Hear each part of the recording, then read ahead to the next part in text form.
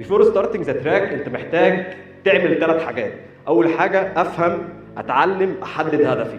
3 حاجات لازم اعملهم قبل ما ابدا المجال. افهم ايه واتعلم ايه واحدد هدفي في ايه بالظبط. يعني حضرتك دلوقتي انا هتكلم عن شخص ما يعرفش اي حاجه عن الكمبيوتر، بيتفرج على افلام مسلسلات، قاعد كل يوم بيسمع مصطلحات هاكرز، نزل شاف حد بيعمل هاكينج، اتفرج على فيلم مثلا الهرم الرابع. بالمناسبه فيلم الهرم الرابع ده هو حمزه بن دلاش، كقصته هو يعني. اتفرج على مستر روبوت، مسلسلات كتير جدا، شاف اكواد بتطلع على الكمبيوتر، واحد بيكلم كمبيوتر الكمبيوتر بيرد عليه. مش فاهم اصلا هو ازاي ممكن يتعلم وهو حابب ان هو يتعلم، لانه مش فاهم الكمبيوتر عشان يبتدي يتعلم. فاول حاجه محتاج يعملها ان هو يفهم ايه هو الكمبيوتر اصلا. يعني ايه الهاردوير، ايه السوفت وير، ايه الاوبريتنج سيستم بقى، ماك، لينكس، ويندوز، ايا كان.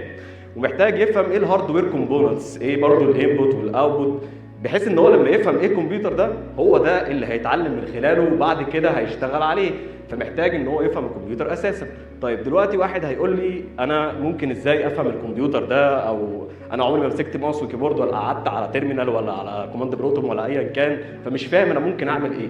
طيب حضرتك لو كلفت نفسك ساعه او نص ساعه على اليوتيوب مع كوبايه شاي زي ما بنقول يعني، انت الموضوع كله هيكون بسيط بالنسبه لك وتفهم ايه هو الكمبيوتر.